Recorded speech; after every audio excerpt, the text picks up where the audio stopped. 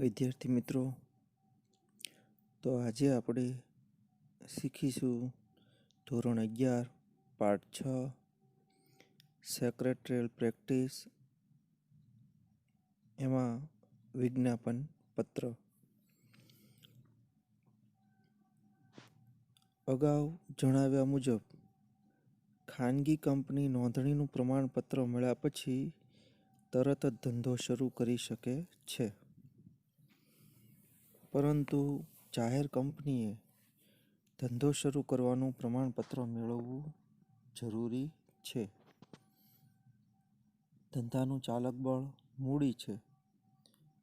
કંપનીનું કાર્યક્ષેત્ર વિશાળ પ્રમાણમાં હોવાથી તેને કારણે તેને વિશાળ મૂડી ભંડોળની જરૂર પડે છે. જમીન, મકાન, પ્લાન્ટ, યંત્રો, ફર્નિચર, ફિક્ચર્સ, વાહનોની જરૂર પણ બહોળા પ્રમાણમાં પડે છે. કંપનીની જ્યારે સ્થાપના થાય છે ત્યારે તેની પાસે પોતાની મૂડી હોતી નથી. જાહેર કંપની આ મૂડી જનતા પાસેથી શેર અથવા અન્ય જામીનગીરીઓ દ્વારા એકઠી કરે છે. જાહેર જનતા આવી કંપનીઓમાં મૂડીરોકાણ કરતા પહેલા કાળજીપૂર્વકની તપાસ કરે છે અને જ્યાં સુધી પૂરતો સંતોષ ન મળે, જરૂરી માહિતી ન મળે, ત્યાં સુધી રોકાણકાર કંપનીમાં રોકાણ કરતા નથી. જાહેર જનતાને અને રોકાણકારને કંપની વિશે યોગ્ય માહિતી મળી રહે તે માટે કંપની એક દસ્તાવેજ બહાર પાડે છે, જેને વિજ્ઞાપન પત્ર તરીકે ઓળખવામાં આવે છે. આપણે જોયું કે ખાનગી કંપની નોંધણીનું પ્રમાણપત્ર મળ્યા પછી તરત જ ધંધો શરૂ કરી શકે છે, પરંતુ જાહેર કંપનીએ ધંધો શરૂ કરવાનું પ્રમાણપત્ર મેળવવું જરૂરી છે. એ માટેની શરતો પણ અગાઉ જણાવવામાં આવી છે, જેમાં એક શરત મુજબ લઘુત્તમ ભરણા જેટલા શેરની વહેંચણી થઈ હોવી જોઈએ. એ શેર ખરીદવા જાહેર જનતાને આમંત્રણ આપવા વિજ્ઞાપન પત્ર બહાર પાડવામાં આવે છે. કંપનીને જોઈએ તો મોટા પ્રમાણમાં મૂડીની જરૂરિયાત હોય છે અને તે મૂડી મેળવવા માટે તેને વિજ્ઞાપન બહાર પાડવું પડે છે. સામાન્ય રીતે કંપનીના સ્થાપકો કંપનીની સ્થાપના પછી જાહેર જનતાને શેર ખરીદવાનું આમંત્રણ આપવા માટે જે પરિપત્ર બહાર પાડે છે તેને વિજ્ઞાપન પત્ર કહે છે. બીજી રીતે કહીએ કે જાહેર કંપની દ્વારા જનતાને શેર કે ડિબેન્ચર ખરીદવા માટે જે દસ્તાવેજ દ્વારા આમંત્રણ આપવામાં આવે તેને વિજ્ઞાપન પત્ર કહેવાય છે. હવે આપણે જોઈએ વિજ્ઞાપન પત્રનો અર્થ. સાદી ભાષામાં વિજ્ઞાપન એટલે જાહેરાત એવો અર્થ થાય છે. જાહેર કંપની શેર, મૂડી કે ડિબેન્ચર કે અન્ય જામીનગીરીઓ દ્વારા નાણાં એકઠા કરવા માટે જાહેર જનતાને જે દસ્તાવેજ દ્વારા આમંત્રણ આપે તેને વિજ્ઞાપન પત્ર કહે છે.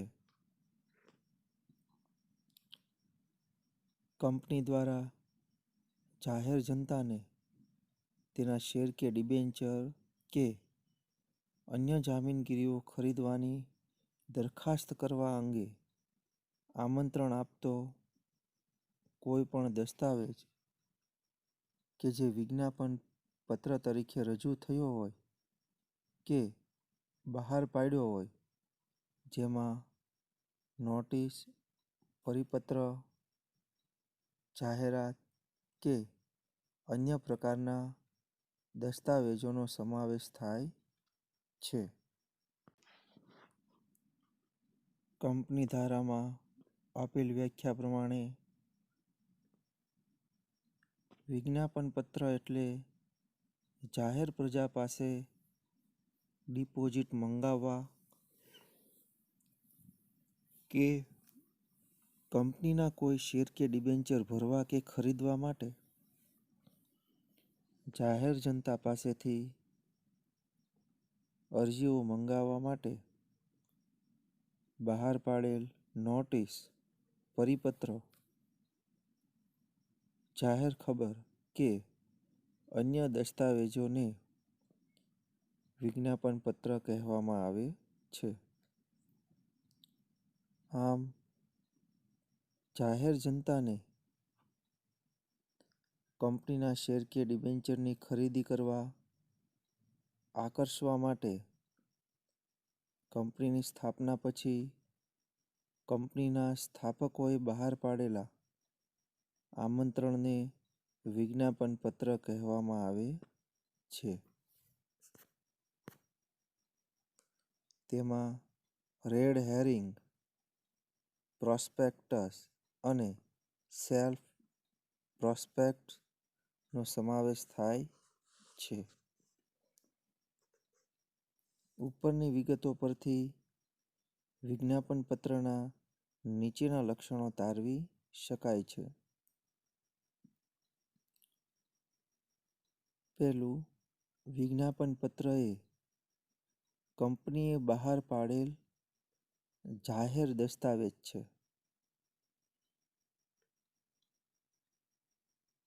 એટલે કે કોઈ પણ પ્રકારની બધી જ જાહેર જનતા છે તેમને મૂડી કંપનીમાં રોકવા માટે કંપની તરફથી બહાર પાડેલ નોટિસ, પરિપત્ર, જાહેર ખબર કે દસ્તાવેજ છે. બીજું, આના દ્વારા જાહેર જનતાને જામીનગીરી ખરીદવા કે ભરવા માટે આમંત્રણ આપવામાં આવે છે.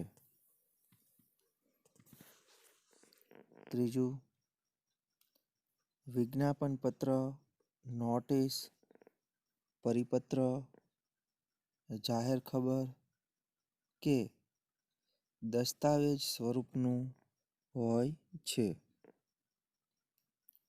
વિજ્ઞાપન પત્ર એ લિખિત હોવું જોઈએ. આમ જોઈએ તો વિજ્ઞાપન પત્રનો હેતુ શેર કે ડિબેન્ચર ખરીદવા જાહેર જનતાને આમંત્રણ આપવું અને કંપનીમાં નાણાં રોકવાની તક પૂરી પાડવી. નવી કંપની અસ્તિત્વમાં આવી છે તેની જાહેર જનતાને જાણ કરવી. જાહેર જનતાએ જે શરતોએ શેર કે ડિબેન્ચર ખરીદવા આમંત્રણ આપ્યું હોય તેની લેખિત અને સત્તાવાર નોંધ લેવી. 1974ના કંપની ધારાના સુધારા દ્વારા કંપની જાહેર પ્રજા પાસેથી ડિપોઝિટ માગવા જે નોટિસ કે જાહેરાત આપે તેને પણ વિજ્ઞાપન પત્ર ગણી તેની બધી શરતો લાગુ પાડવાનો એક હેતુ પણ રહેલો છે. આમ વિજ્ઞાપન પત્ર એ કંપની તેમજ જાહેર જનતા માટે અતિ મહત્વનો દસ્તાવેજ છે. તેમાં કંપનીના ધંધા અંગે, સંચાલકો અંગે વિગતવાર માહિતી આપવામાં આવેલી હોય છે, જેનો અભ્યાસ કરીને જાહેર જનતા કંપનીના શેર કે ડિબેન્ચર ખરીદવાનો નિર્ણય કરે છે અને વિજ્ઞાપન પત્રમાં જે વિગતો જણાવી હોય તે ખૂબ કાળજીપૂર્વક રજૂ કરવી જોઈએ. તેનો ઉદ્દેશ જનતાને માહિતી આપવાનો છે. તેમાં ખોટી રજૂઆત, ગેરરસ્તે દોરનારી તેમજ અપૂર્ણ માહિતી, અસત્ય માહિતી કે કોઈ પણ પ્રકારની અન્ય હકીકતો છુપાવવી ન જોઈએ તથા તેમાં ખોટી વિગતો આપવી ન જોઈએ, કારણ કે તેમાંથી કંપની પર વિશ્વાસ રાખનાર રોકાણકારોનો વિશ્વાસઘાત થાય છે. આમ ન થાય તે માટે વિજ્ઞાપન પત્રમાં સ્પષ્ટ, સંપૂર્ણ, સત્ય અને ગેરમાર્ગે દોરે નહીં તેવી વિગતો જ આપવી જોઈએ, કારણ કે વિજ્ઞાપન પત્ર એ કંપનીનો જાહેર જનતા સાથેનો વિશ્વસનીય વર્તાવ રજૂ કરતો મહત્વનો દસ્તાવેજ છે. તેથી તેમાં કોઈ પણ પ્રકારની સ્પષ્ટ ન હોય, સત્ય ન હોય, સંપૂર્ણ ન હોય કે ગેરમાર્ગે દોરતી હોય તેવી વિગતો આપવી જોઈએ નહીં. હવે આપણે વિજ્ઞાપન પત્રના મહત્વ વિશે અભ્યાસ કરીશું. વિજ્ઞાપન પત્ર એ રોકાણ કરનાર જાહેર જનતા માટે મહત્વનો દસ્તાવેજ છે, કારણ કે આ દસ્તાવેજના આધારે રોકાણકાર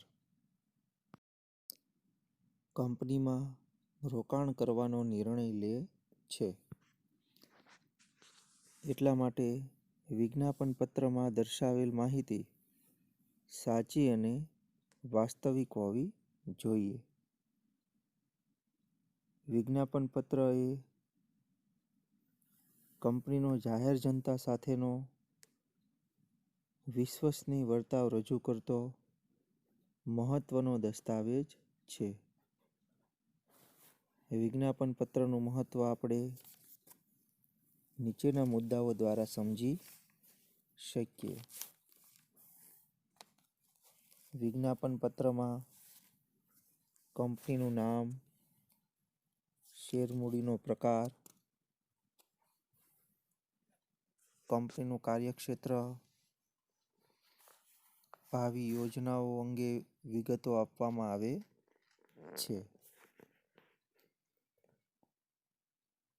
કંપનીના મુખ્ય અધિકારીઓ અંગે માહિતી આપવામાં આવે છે. આ દસ્તાવેજનો હેતુ જાહેર જનતાને માહિતી આપવાનો હોય છે. તેમાં ખોટી રજૂઆત, અસ્પષ્ટ માહિતી, સત્ય ન હોય તેવી માહિતી કે ગેરરસ્તે દોરનારી માહિતી ન આપવી જોઈએ, કારણ કે તેનાથી કંપની પર વિશ્વાસ રાખનારા રોકાણકારોનો વિશ્વાસઘાત થાય છે.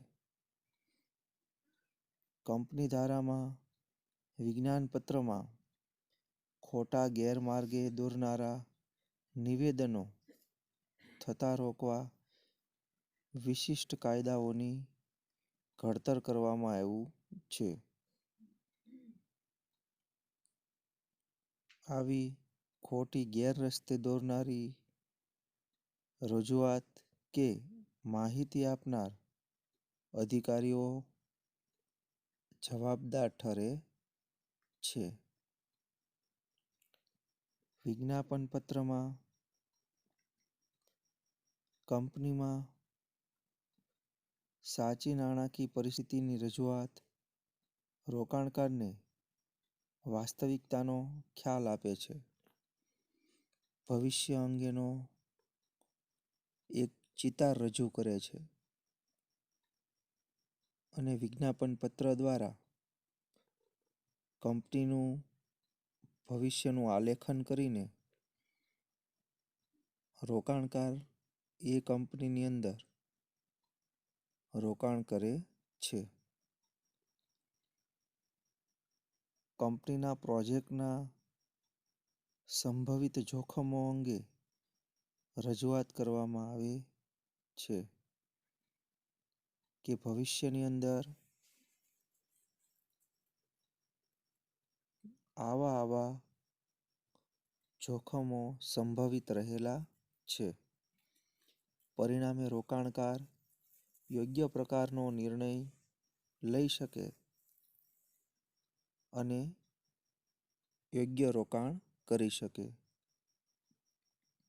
વિજ્ઞાપન પત્ર એ અરીસા જેવો સ્વચ્છ અને સ્પષ્ટ તેમ પાણી જેવો પારદર્શક પણ હોવો જોઈએ, જેથી કરીને રોકાણકાર પોતે પોતાની મૂડીનું રોકાણ, વપરાયેલી મૂડીનું રોકાણ, સમાજની અંદર ફાજલ પડેલી રોકાણકારો પાસે જે મૂડી છે તેનું યોગ્ય રોકાણ કરી પોતાના ભવિષ્યનું આલેખન કરી શકે. તો વિજ્ઞાપન પત્રમાં દર્શાવેલ માહિતી સ્પષ્ટ, સ્વચ્છ હોવી જોઈએ. તેમજ પાણી જેવી પારદર્શક હોવી જોઈએ.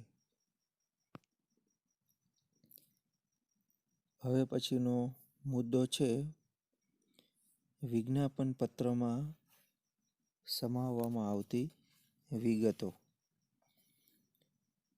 વિજ્ઞાપન પત્રમાં નીચેની બાબતોનો સમાવેશ થવો જોઈએ.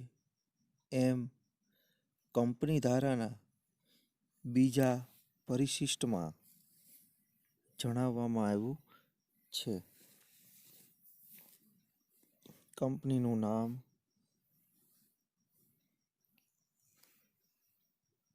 બીજું કંપનીની રજિસ્ટર્ડ ઓફિસનું સરનામું,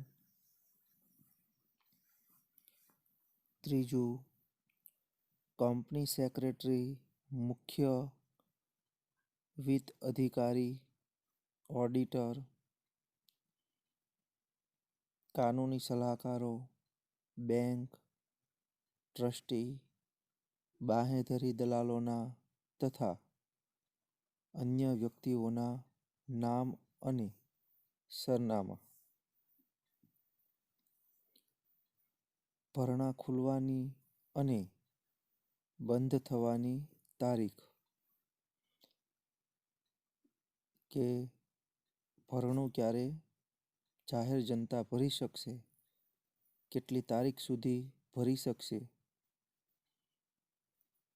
તેની તારીખ, જામીનગીરી ફાળવણી અને નાણાં પરત અંગેનો સમય, જો કદાચ કંપની જાહેર જનતાએ જે ભરણો ભરેલ છે તેમાં શેર આપવામાં અસમર્થ રહે તો જામીનગીરી ફાળવણી અને નાણાં પરત અંગેનો સમય પણ દર્શાવવો જોઈએ.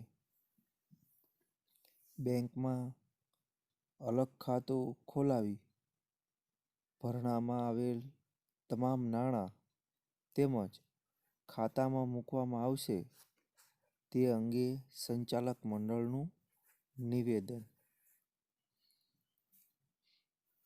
પણ રજૂ કરવું જોઈએ. બાંહેધરી કરાર અંગેની તમામ વિગતો જેમાં શેર વેચાણની બાંહેધરી આપનાર દલાલના નામ, સરનામા, તેમની નાણાકીય સ્થિતિ વગેરે. સંચાલકોની, ઓડિટર્સની, ભરણાના બેન્કર્સની, નિષ્ણાંતોની અને અન્ય તમામ અધિકારીઓની સંમતિ. ભરણા અંગે અધિકૃત અધિકારી અને તેના અંગે ઠરાવ અંગેની માહિતી. જામીનગીરી ભરવાની વહેંચણીની પ્રક્રિયા અને તે અંગેનું સમયપત્રક. પછી કંપનીના ધારાધોરણ મુજબ કંપનીનું મૂડી માળખું પણ દર્શાવેલું હોવું જોઈએ. જેમાં શેર અંગેની વિગતો, રોકડા મેળવ્યા વગર શેર બહાર પાડવાના હોય તો તેની વિગતો પણ દર્શાવવી જોઈએ. ડિરેક્ટર, મેનેજર, મેનેજિંગ ડિરેક્ટર્સ વગેરે વહીવટી અધિકારીઓના નામ, સરનામા, ધંધો વગેરે અંગે માહિતી તેમજ ડિરેક્ટરોની યોગ્યતાના શેરની સંખ્યા અંગે પણ વિગત હોવી જોઈએ. જાહેર ભરણાનો હેતુ, શરતો અને અન્ય જરૂરી બાબતો. લઘુત્તમ ભરણું અરજી અને વહેંચણી વખતે ભરવાના નાણાં વગેરે. એટલે કે કંપનીને ધંધો શરૂ કરવા ઓછામાં ઓછા કેટલી મૂડી જોઈશે તે વિગત પણ દર્શાવવી જોઈએ.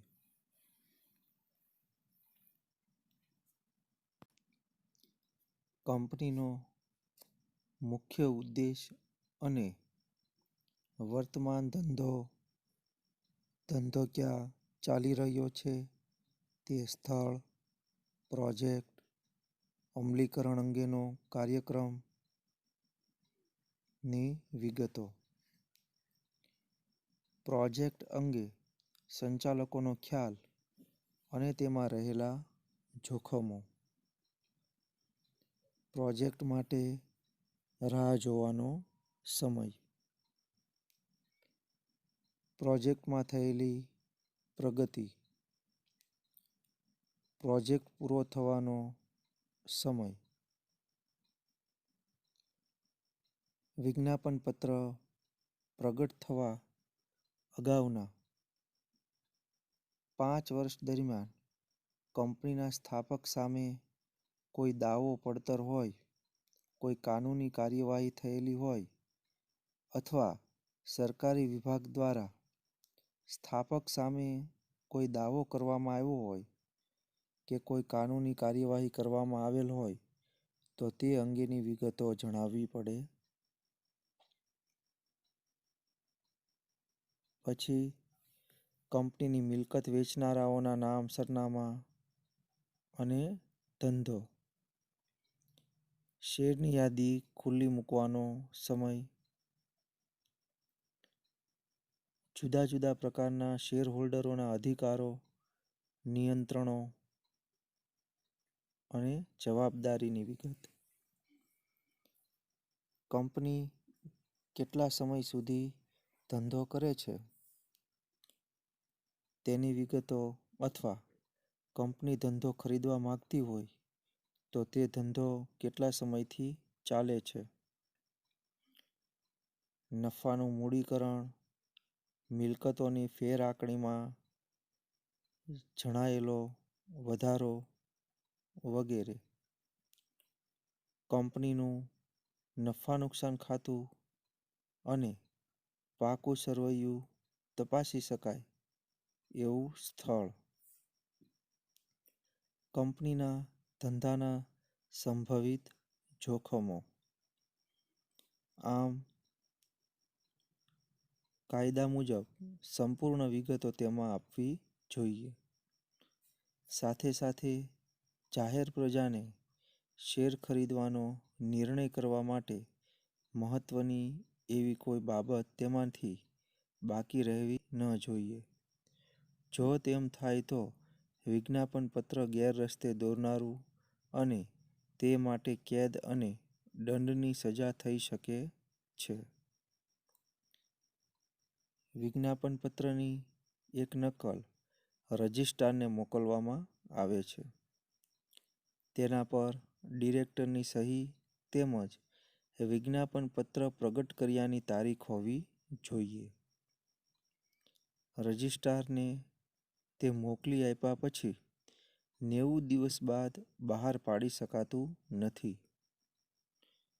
જાહેર જનતા પોતાના શેર ખરીદવા આકર્ષાય એટલા માટે કંપની કેટલાક નિષ્ણાંતોના અભિપ્રાય તેમાં સામેલ કરે છે. પરંતુ તે નિષ્ણાંતો કંપનીની રચના કે વ્યવસ્થા સાથે સંકળાયેલા હોવા ન જોઈએ, તેમજ તેનો અભિપ્રાય વિજ્ઞાપન પત્રમાં સામેલ કરવા તેની સંમતિ હોવી જોઈએ. જો વિજ્ઞાપન પત્રમાં ખોટી માહિતી આપવામાં આવે તો તેના પર આધાર રાખતી કોઈ પણ વ્યક્તિ શેર કે ડિબેન્ચરની રકમ જવાબદાર ડિરેક્ટર અથવા વિજ્ઞાપન પત્ર બહાર પાડનાર પાસેથી વસૂલ કરી શકે છે. ખોટું વિજ્ઞાપન પત્ર બહાર પાડવા માટે તે બહાર પાડવાની સત્તા આપનારને 2 વર્ષ સુધીની કેદની સજા તથા 5,000 સુધીનો દંડ પણ થઈ શકે છે.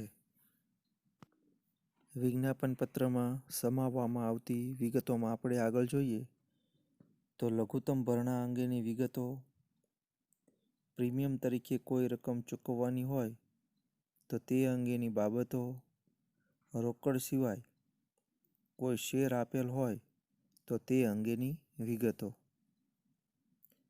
સંચાલક મંડળની વિગતો, તેમની નિમણૂક, વેતન અને અન્ય કંપનીમાં તેમનું કાંઈ હિત હોય તો તે અંગેની વિગતો, સ્થાપકોની યોગદાન અંગેની વિગતો. ધંધો ચાલુ હોય તેવી કંપનીઓએ વધારાની નીચેની વિગતો જણાવવી પડે છે. તેમાં પ્રથમ છે કંપનીનું નફા નુકસાન ખાતું, પાકું સરવૈયું એ અંગેનો ઓડિટરનો અહેવાલ. બીજું છે વિજ્ઞાપન પત્ર બહાર પાડ્યાના અગાઉના 5 વર્ષના નફા નુકસાનની વિગતો તેમજ ગૌણ શાખાના અહેવાલો. ત્રીજું છે મેળવેલ જામીનગીરીઓનો ઉપયોગ પ્રત્યક્ષ કે પરોક્ષ રીતે જેમાં કરવાનો છે તે ધંધા અંગેની માહિતી. તો જેમનો ધંધો ચાલુ હોય તેવી કંપનીઓએ આ વધારાની વિગત જણાવવી પડે છે. વિજ્ઞાપન પત્રની વિગતો આ કાયદાની અને સિક્યુરિટીઝ કોન્ટ્રાક્ટ્સ એક્ટ 1956 અને security exchange board of India act 1992ના કોઈ પણ નિયમોનું ઉલ્લંઘન કરતી નથી તેવા પ્રકારનું નિવેદન. વિજ્ઞાપન પત્રમાં જે તારીખ લખવામાં આવશે તે જ વિજ્ઞાપનની પ્રકાશનની તારીખ ગણાશે. આમ ઉપરોક્ત બાબતો કાયદા મુજબ સંપૂર્ણ વિગતો તેમાં આપવી જોઈએ. અને વિજ્ઞાપન પત્રમાં આ બધી વિગતો સમાવવી જોઈએ.